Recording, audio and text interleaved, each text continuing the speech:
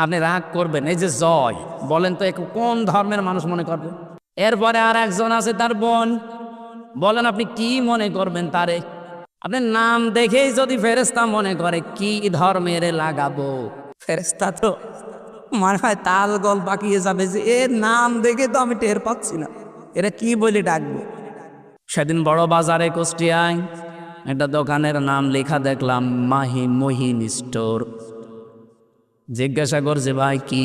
বলছে আমার ছেলের নাম মহিন স্টোর দিয়েছেন কেন? যে কোরআন শরীফ পড়তে গিয়ে পেয়েছি ওয়ালাহুম আযাবুম মুহিন। মহিন মানে নিকৃষ্ট। মহিন মানে কি? ওয়ালাহুম আযাবুম মুহিন, আল্লাহ বলেন তাদের জন্য নিকৃষ্ট আযাব, শাস্তি। আপনি এরকম নাম কোরআন শরীফ পড়লেন আর রেখে দিলেন, একটু অর্থ দেখবেন না? আমরা কিতাবের ভেতরে আমাকে যে রিমান্ডে এই প্রশ্নটা করার পরে যেই বলেছে ইব্রাহিম নবী আমাদের জাতির পিতা, উনি বলছে না হিন্দু মানুষ বলতেই পারে। কিন্তু পাশাপাশি দেখলাম একজন এসপি, ওই লোকটার নাম শেখ ইমরান হোসেন। নাম কেমন সুন্দর দেখেছে? নামের আগে আবার কি আসল নয়, ডুপ্লিকেট, ওই চাকরি নেওয়ার জন্য লাগিস।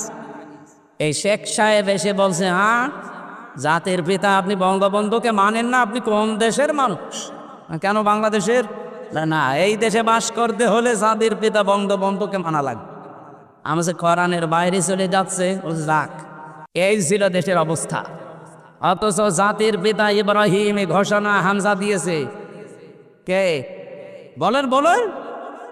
আল্লাহ বলেন হুয়া সাম্মাকুমুল মুসলিমিন, তিনি তোমাদের নাম মুসলমান রেখেছেন।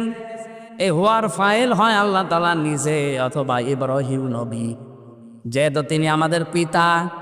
এ জাতি হিসাবে আমাদের নাম, আমরা শুধু বাঙালি না, আমরা জাতি হিসাবে কি মুসলিম। জোরে বলেন কি?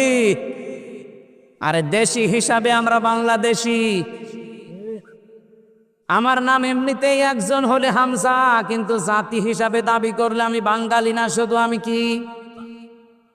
আমি মুসলিম জাতি হিসাবে, আর দেশ হিসাবে বসবাস করি বাংলাদেশে, জানি আমি বাংলাদেশি।